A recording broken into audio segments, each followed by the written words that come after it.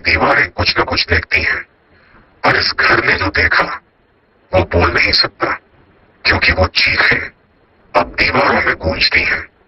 वो अंदर गया, अंधेरे में टॉर्च की हल्की रोशनी के साथ, और सामने पड़ी थी एक गुड़िया जिसकी आंखों में सुइयां थी। बच्चे अब यहां नहीं खेलते, वो अब सिर्फ दिखते हैं।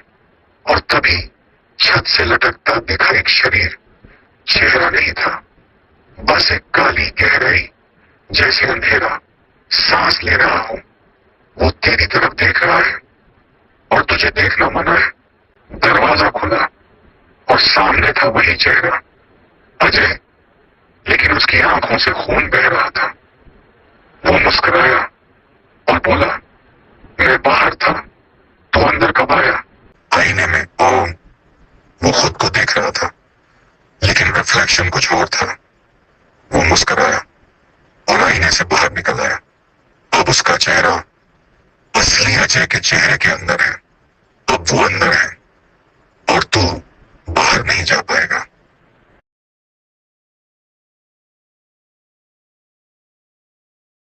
कहते हैं इस हवेली के कमरे नंबर 237 का दरवाजा कभी मत खोलना।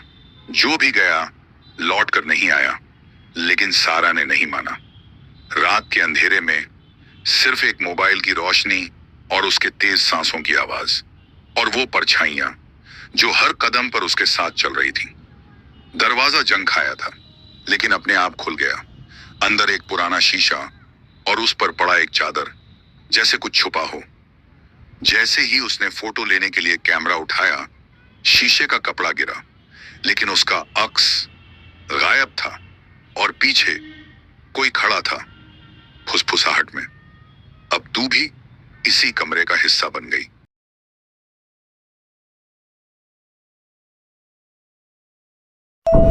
रात का अंधेरा सब कुछ छुपा लेता है, पर कुछ राज ऐसे होते हैं जो अंधेरे में और ज्यादा जिंदा हो जाते हैं। मैं आई थी सच ढूंढने, लेकिन यहाँ हर चीज चुप है और देख रही है। हर कोने में एक कहानी थी, धूल से भारी हुई, ठंडी, सुनी और इंतजार करती हुई किसी की। ये झूला खुद से क्यों हिला, रेना का हल्की सांस लेते हुए दर जाना। हवेली का भी एक घर था, फिर कब्रिस्तान बन गया। अब यहाँ सिर्फ यादें नहीं, आत्माएं बसती हैं। ने बाबा से पूछा, पर सच क्या है बाबा? बाबा ने बोला, सच वो होता है जो सब कुछ खत्म कर देता है और फिर भी बचा रहता है। टीना डरी हुई बुरी। मेरी टॉर्च बंद हो गई थी। कहीं से आवाज आ रही थी और कोई पास आ रहा था। तभी आत्मा ने रेना को बोला, तुम भी यहाँ से जा नहीं पाओगे। अगली सुबह हवेली वैसी ही थी, पर दीवार पर एक नया सच लिखा था, खून से। सच कभी अकेला नहीं होता, उसके साथ मौत भी आती है।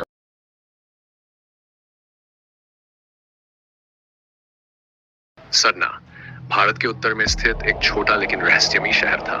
कभी यह जगह रौनक और खुशियों से भरी थी, लेकिन 1985 में एक घटना ने इस शहर की किस्मत हमेशा के लिए बदल दी। एक पुरानी फैक्ट्री में अजीब हादसे में दर्जनों लोग जलकर मर गए, लेकिन अफवाहें थी कि वो हादसा नहीं था, वो एक बलिदान था। उस रात के बाद सरना में अजीब चीजें होने लगी।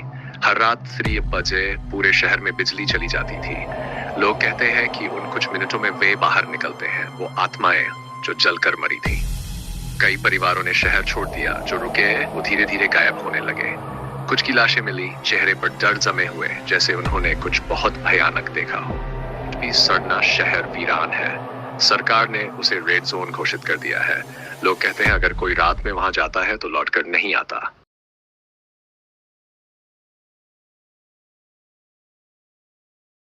उस दिन कोमल ने पहली बार उस जंगल के दर्शन किए, जहां हर पेड़, हर शाखा किसी भूली बिसरी कहानी की धीमी फुसफुसाहट बिखेर रहा था।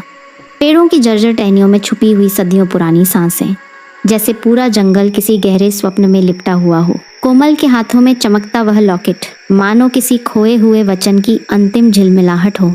छोटे छोटे दीप जो राह नहीं बल्कि किसी भूले हुए संसार की स्मृति जगा रहे थे। एक विशाल प्राचीन वृक्ष के नीचे धूल और समय में खोया एक मंदिर जो अब भी मौन होकर सांस ले रहा था। धुंध के उस पार कोई था, माँ की तरह कोमल दृष्टि से देखता हुआ, किंतु इस संसार से परे। छायाएं जिनका भार न धरती जानती थी न आकाश, वे बस मौन भटकती रहीं, अनदेखी।